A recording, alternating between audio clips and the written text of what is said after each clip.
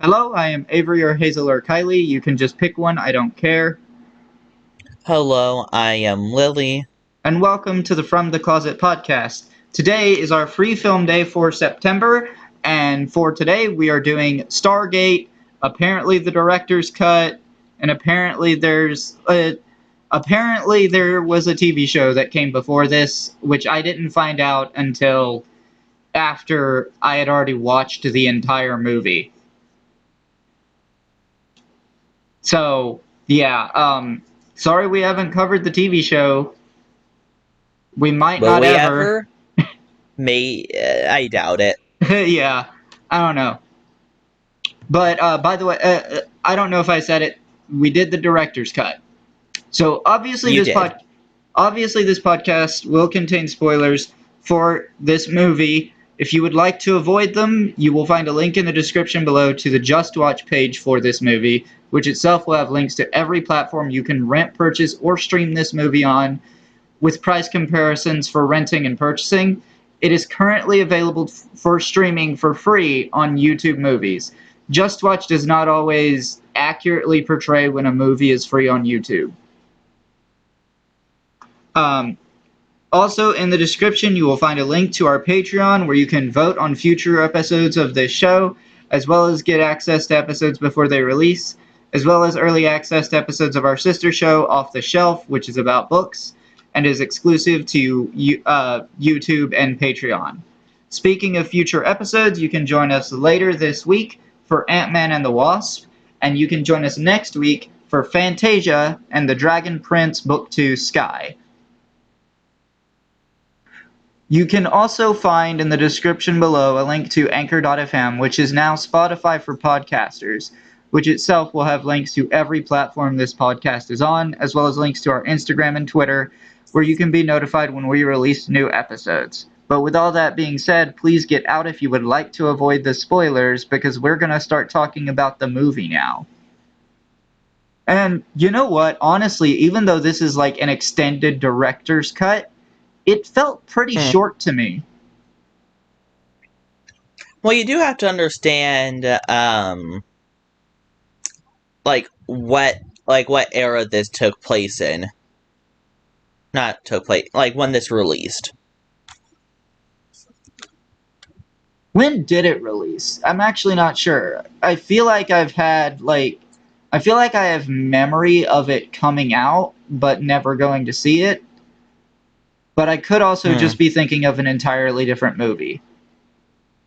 Yeah. So, 1994.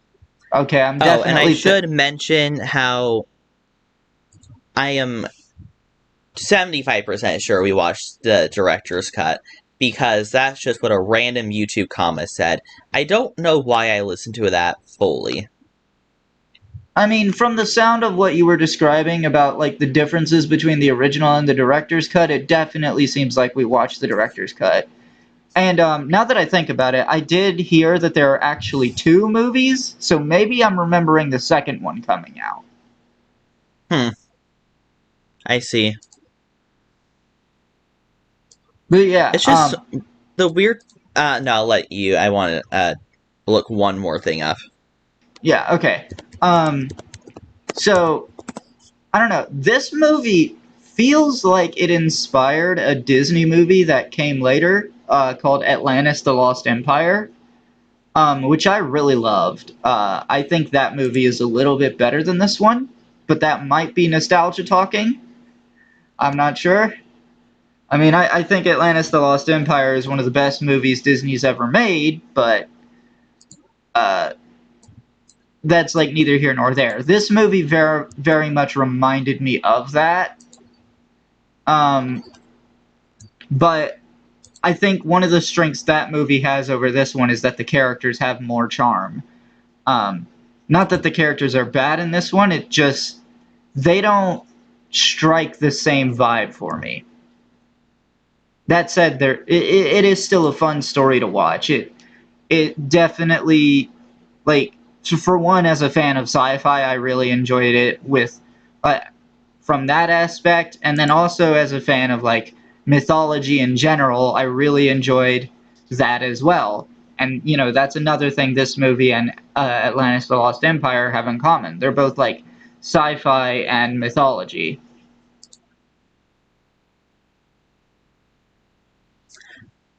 Yeah, I was trying to look up the original runtime, and I got a answer of um like an hour and 1 minute to 2 hours 1 minute to 1 hour and 56 minutes. I didn't feel like I watched like that much time. I mean, the movie, like the what we watched was around 2 hours 10 minutes. It didn't feel like that to me. Weird. It felt like it was maybe like an hour 40, and that's being generous. Um, Hmm. Well, I do but remember it was like the actual movie was around 2 hours 10 minutes. Well, yeah, I kind mean, of. I guess the element to it here was like I was really, really engrossed in the movie, and I like kept wanting to see what was going to happen next. And you know, for 1994, just like looking at the movie, the effects are pretty damn good. I will agree with that, though. I should probably mention I'm in contrast of I just could not keep my attention on this movie. I mean, for what I like when I did watch, it was like, I this is interesting, but it never really just gripped me.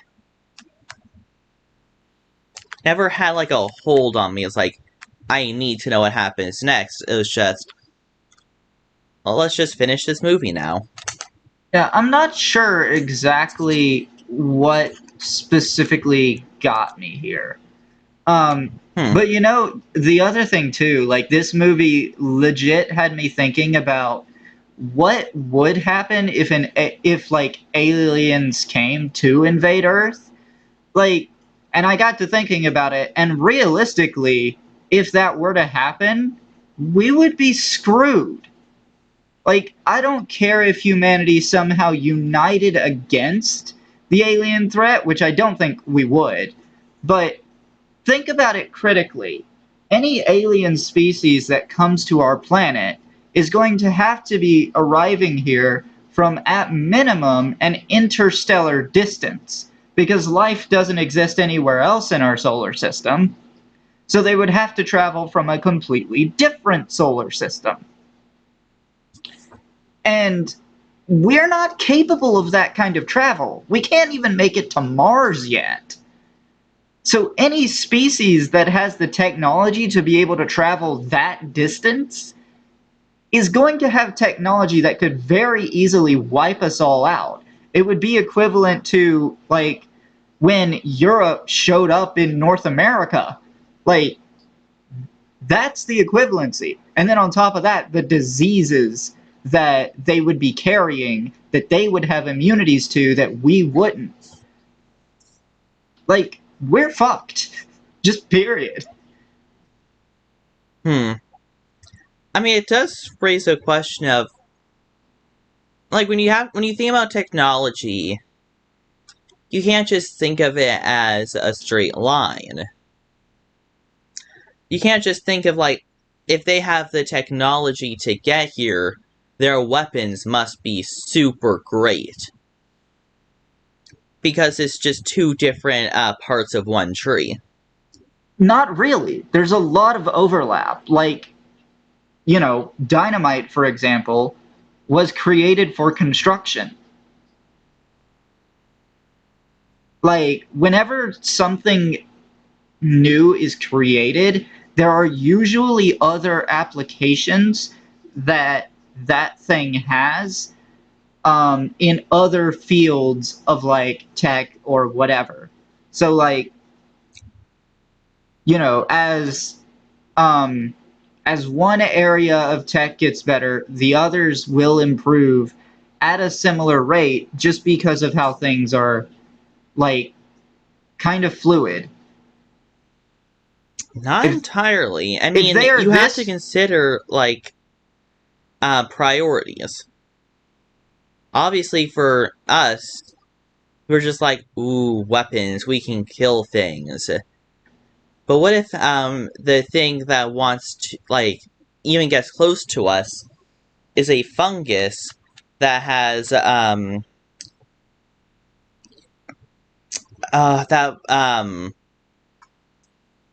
that's just shared its brain. They're all linked. I don't I don't know why I don't know any word that can describe that better, Yeah, I have no but idea what you're even trying to say.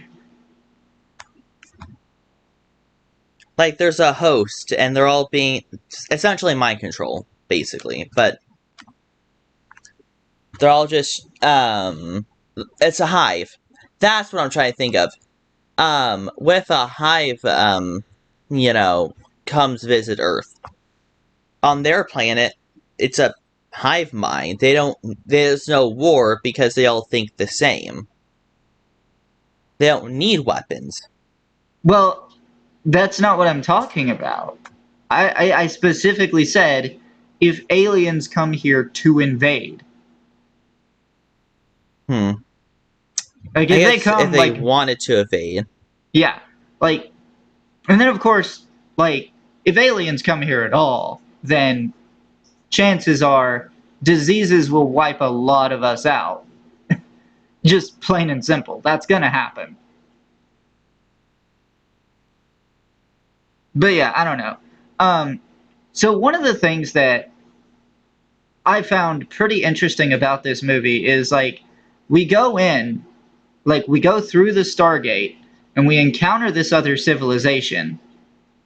And you're like, and at first you'd think, oh, these are aliens that look like us. This is pretty strange. And then we find out, no, they're not aliens at all. They are us. I thought that was a pretty interesting twist. I mean, I never really thought the other like like at the beginning was aliens. Well, I mean, Maybe because I missed a memo. they literally went to a completely different planet. That's kind of what you would think, just naturally. No, sorry. I think what I meant was like at the very beginning when you saw like in that other area where they're putting up the strange stone thing. I mean, at the very beginning of the movie, that was literally just in Egypt. Okay, yeah, that's exactly what I thought. So I'm glad to have been confirmed on my so now, okay. Sorry, I'm just confused. I was confused by what you're saying, but I get it. I get it now. Yeah. Okay. So I don't know. I thought that was a pretty interesting twist. We have, of course, seen a movie where the aliens did look like us. Check out our fifth wave episode for that. But yeah, like Were that was a they? whole weird scenario because they weren't actually humans. Like they didn't. The aliens didn't even have normal bodies. They just Yeah, implanted themselves into human bodies. I was like, did they? I mean, they looked like humans, but they weren't really humans. And in this movie, I'm pretty sure they just are humans. Yeah, they just are humans. In fact, they're just a group of like ancient Egyptians that were split off from the rest of humanity. And the implication here is that like um, how do I put it? The implication here is that this Ra character, who the Egyptians refer to as the god of the sun, this Ra character Huh. is the one who built the pyramids and the Stargates. I think that's what we're led to believe. Um, and I think that's an interesting path Vaguely to. threatening. Like, I like the voice that they gave him. Yeah, I also really like how they went about this because there is a lot of like dissent on the I on what we know about the pyramids, because, like, to be fair, they are very much unlike any other Egyptian tombs we've ever seen. I've I question whether or not they're actually tombs myself, because most other Egyptian tombs are filled with hieroglyphs everywhere. The pyramids are not. That's kind of Hmm. weird, but I'm not going to sit here and claim that I know exactly what they are. And anyone who does sit there and claim that, I don't know, I feel like they're lying, but I feel like it's interesting to take that concept and make a whole story around it. And then say, hey, I have an idea. What if we see a pyramid fucking transform and shoot out into the sky? Yeah, that was fun. And Yeah, I'll then be honest, that was my favorite part of this movie. It's just that fucking pyramid. It just transforming into a space vessel, I guess. we make it go boom. And then we make it, yep. Teleport explosive, why not? Yeah. And then, like, I also really appreciate the King Tut reference, because, okay, you might just think, oh, it's Egypt, so they reference King Tut. There's actually quite a bit of story related to King Tut and Ra. So I Hmm. believe it's either King Tut's father or King Tut's uncle, something like that, was someone named Akhenaten. And Akhenaten wanted to take the Egyptians religiously away from, like, polytheism, and he tried to make them worship a new god named Aten, who was supposed to be the god of the sun. And from what I understand, it was believed at the time that Ra then cursed Akhenaten and his family. And that is why King Tut supposedly died so young. At least according to, like, mythology and stuff. Isn't that didn't they also like from that point on like erased any reference to his name? I'm pretty sure they did, like, try to erase any reference to Akhenaten. Like, he's very much kind of the black sheep of Egyptian pharaohs, I think. Um, Yeah, he was immediately chastised, even in death. yeah, so, Though yeah, wasn't Egyptian pharaohs fucking gods? And there's just like every time an Egyptian pharaoh they go up to become god. I don't know. Like, Egyptian mythology is a little bit complex. Yeah, I remember that from like the little bit of Egyptian mythology I was required to learn in middle school. Yeah, we're gonna get, like, some more stuff with Egyptian mythology at some point. For one, we're gonna cover Moon Knight eventually, and that is very heavily tied to Egyptian mythology. For another, Moon Netflix Knight, Stargate. Netflix might be doing an adaptation of the Kane Chronicles into a trilogy of movies. Um, we'll see if they actually go fully go through with it. But yeah, that'll be interesting and also kind of weird because the Kane Chronicles and Percy Jackson are in the same universe, but the Percy Jackson series is going to be on Disney Plus. So I don't Hmm. know. That's a little weird. I mean, you could probably find an example like that somewhere. I'm not sure where, but some. I mean, if the I'm M- cheating, I can use the Rick and Morty and Gravity Falls. I don't have to cheat. The MCU was like that for a long time. But now it's not. I mean, it still kind of is. I mean, I don't think Far From Home or No Way Home are on Disney Plus yet. Fair And enough. I also, I'm actually forgot about those movies. Pretty sure Runaways also isn't on Disney Plus. Um, I'll have to check. yeah.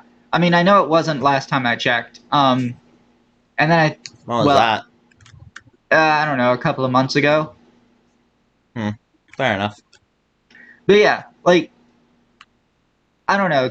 I really enjoy when stories like involve mythology. We've covered a lot of things that are mythologically inspired on this podcast so far. Like the first thing that comes to mind is the Percy Jackson movies, even though those are terrible. But like, there's also been Moana, and Turning Red. Also, Oh like we. yeah, So yeah, that's another one. I'm trying to think of others and I can't right now, and I'm kind of mad about it. I don't. I mean, I don't really think we have. Like, we haven't covered that many that are based off of mythology. I mean, if that's real, I mean, okay, there's also any Thor movie. I don't know why I didn't lead off with that one. That was a given. Yeah. Uh, And duh. while you may be saying, wait, hold on a second. That's like extremely loosely based off of mythology. We just mentioned Percy Jackson. Like, that movie was just so bad. Yeah. Um, we'll definitely have to remedy that. I want to like put more mythology content into like circulation. Like we should definitely cover Yeah, we should. we should definitely cover Disney's Hercules at some point, as well as both versions of Clash of the Titans, as well as the sequel to the remake. We should also do Atlantis: The Um, Lost Empire. Disney's Hercules catchphrase. Not very accurate, but at least it's not Percy Jackson Not very and the accurate, but at Olympians. least it's a goddamn good movie. That is true, yeah. It does have, at least has one leg to stand on. Would have been better if it had two legs. Yeah, it does have two legs. The music? Yeah, no, that's the first leg. No, the second leg is. The first leg is the movie good. The second leg is the music good. But the music also helped make the movie good. Trying to think if there's anything else we should do. Well, Shazam we're gonna get to eventually, so that's another What one. is that based off of? A lot of mythology, really, but I think it's most heavily. I think it most heavily pulls from Greek. Hmm. You know, I've like a lot of mythology movies. I swear, like it's just 60% Greek and then everything else. Yeah, I mean, which isn't bad, but we definitely need to get into more stuff, like stuff with more kinds of mythology mixed in there. Um, I mean, yeah, we've had like Polynesian mythology with Moana, and we've had like Chinese mythology with Turning Red. Um, So it's like kind of like light mythology, like mythology light. yeah, like I want more. This is partially why I want to cover 47 Ronin at some point. Um, and I really need to put that movie back on the wheel because we kept having to take it Oh off because right. of like HBO Max and the whole situation with that. Yeah, I almost forgot about that dilemma. Yeah. So like when it comes to like sci-fi, I feel like we haven't covered that much sci-fi movies like outside of the MCU. Um, Are you sure? I mean, we've done Back to the Future series, we've done the Fifth Wave, and I can't really think of anything else. Good point. I mean, okay, there has to be at least one more that I'm just forgetting. There probably Like, is. Oh, you know what? You know what's another What? mythology inspired movie that I just thought about that we covered? Hmm. Sinbad.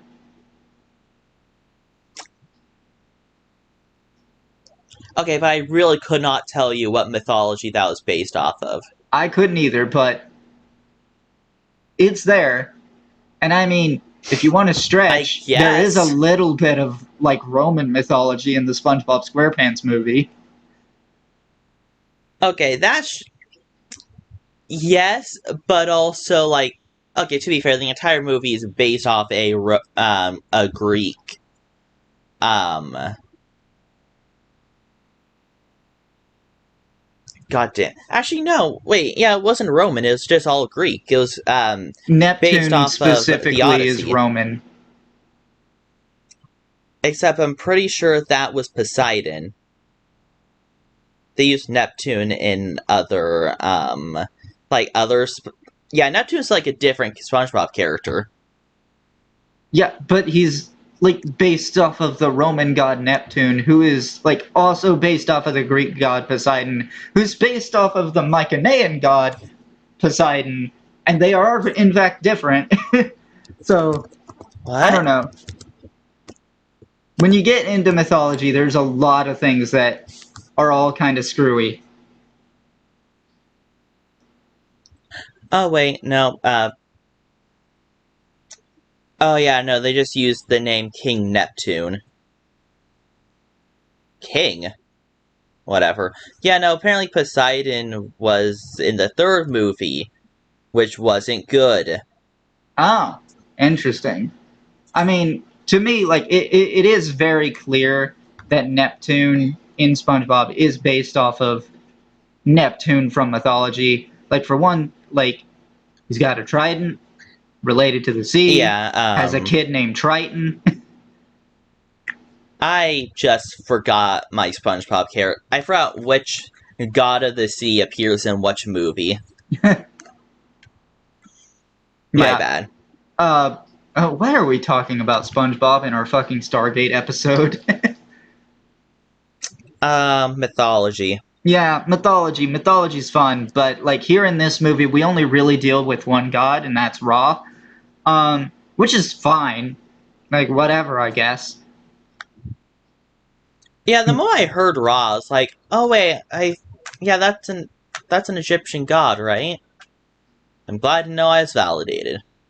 Well, I mean, they do say a number of times that the Egyptians believed he was the god of the sun. So,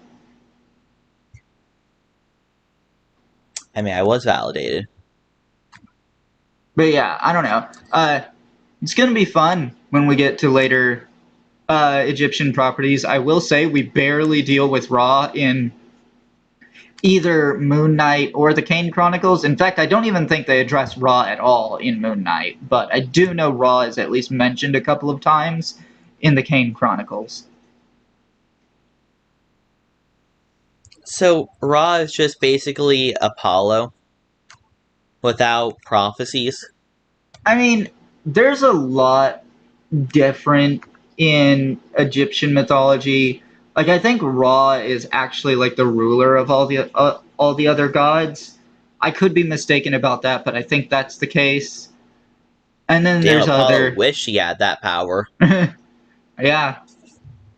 You know, speaking of Apollo, I really hope the Percy Jackson series does well enough that they go on to do Heroes of Olympus and then Trials of Apollo, because Trials of Apollo is some of the best content I've read out of that universe. Hmm. Like it's so good, but yeah. But I don't Okay, know. so yeah, I don't. I'll be honest. I actually don't really know what else to say about this movie yeah, no, really nothing. Yeah, I mean, I really enjoyed it. I thought it was pretty good. I don't know if I would have ever watched it if it wasn't for the podcast. I don't know if I. Okay, I probably will watch it again at some point. Um, I think what I'll do probably is if I can, I'll watch the TV show and then I'll watch the movie again. just to see how the movie Oh stacks yeah. up to the TV show. Did you ever like look up where that like you just found out that a TV show, or did you ever find out if it was like on anything or like I where you could watch it? I didn't look it to see if it was on anything. Hmm. I wonder if it is on anything. Yeah, but Oh anyway, well. do you want to go ahead and get into the critic ratings? I think I will. So IMDb gives it a 7 out of 10. Rotten Tomatoes gives it a 53%, and 90% of Google users like this movie. Yeah, honestly, I don't think Google users is that high for this. I think that's about average for Google users. I myself, No, no. Looking at like so many Google users throughout all of this, it actually stagnates more around the 70s to 80s. I don't see that. Like usually the more loved things get up to like 95 to 98. Um the less loved things tend to float around 70s to 80s. And then like there are some things that are like really fucking hated that drop so low. But yeah, I don't know. This is one of those cases where I think the critics really didn't care much for this movie, but the audience really enjoyed it. Um, I So, what myself, about your rating? I myself think I'm gonna give this an 8.2.